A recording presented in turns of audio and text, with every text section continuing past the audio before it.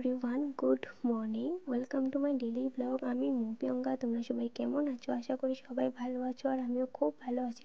অনেক দিন পর ভিডিও করছি। দুর্গাপুজো, কালী পুজোর পরে আমি কোনো ভিডিও করিনি, তো আজকে ভিডিও করছি। আজকে মাও নেই বাড়িতে, সমস্ত কাজকর্ম আমার নিজেরই করতে হবে, রান্না বান্না থেকে শুরু করে সব কিছু। তো রোজ তো আমি এত কাজকর্ম করি না, অল্প স্বল্প করি, মা তো করে ফেলে। তো যাই হোক, এসব কাজকর্ম তো করতে হবে। তো তার আগে বলি, মা একটু দরকারে বের হয়েছে আজকে, আস্তে আস্তে একটু বিকাল হয়ে যাবে, তার জন্য আমি সমস্ত কাজকর্ম করছি।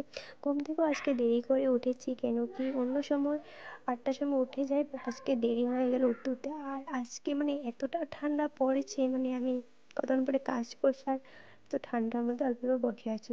তো যাই হোক, রুমটা তো গুছিয়ে নিলাম, এখন ঝাড়ু দিয়ে দিচ্ছি। ঝাড়ু করে দেওয়ার পরে আমি যাব চা বানানোর জন্য। ঠাম্মা মুখ ধুচ্ছে, আজকে বাড়িতে শুধু আমি আর ঠাম্মাই আছি, বাবা দাদা মা কেউ নেই। আর পুরো বাড়িটাই ফাঁকা, কি এতটাই বোরিং লাগছে, মানে আমি কী বলবো। ঘুম থেকে ওঠার পর রুম পরিষ্কার করার পর ওখানে আমি যাচ্ছি চা বানানোর জন্য। প্রথমে আমি এক গ্লাস জল খেয়ে নিই, সকাল সকাল উঠে তো আমার এক গ্লাস জল মানে গরম জল লাগবেই। এখানে জলটা তো নিয়ে নিলাম, জলটা নিয়ে আমি চাটা বসিয়ে দিলাম। জলটা নিয়ে আমি রুমে এসে পেলাম, জলটা খেতে খেতে আমার চাটা হয়ে গেল। তো চাটা হওয়ার পর আমি ঠাম্মাকে চা দিয়ে দিলাম, আমিও নিয়ে বসে গেলাম। আর আমার জানলার পাশে একটা সুন্দর প্রাকৃতিক দৃশ্য আছে, এখানে সুন্দর 2-3টা হাঁসও ছিল, পাশের বাড়ি অবশ্য হাঁসগুলো। তো এখানে জানলার পাশে বসে এসব দেখতে দেখতে আমার চাটা খাওয়া কমপ্লিট করে এলাম।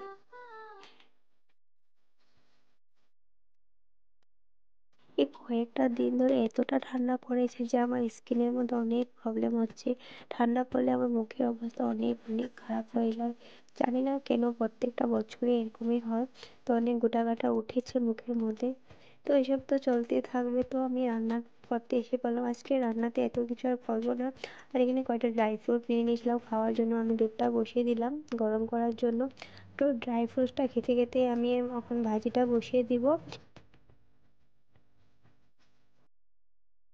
এখানে তোমাদের সাথে কথা বলতে বলতে আমার ভাজিটা ধোয়া হয়ে গেল, আর আমি এখন ভাজিটা বসিয়ে দিব। তার পাশে আমি দুধটা বসিয়েছিলাম, সেটাও গরম হয়ে গেল। আর এখানে সয়াবিন বসিয়েছি গরম জলের মধ্যে।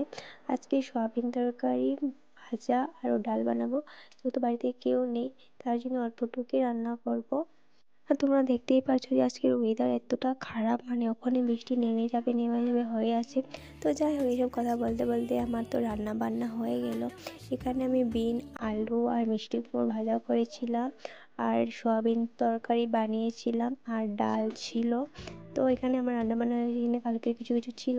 তো যাই হোক, এসব তো রান্নাবান্না হয়ে গেলো, আর আমিও ফ্রেশ হয়ে এসে পড়লাম। তো আজকে আমার ভিডিওটা এই পর্যন্ত। আশা করি তোমাদের ভালো লেগেছে।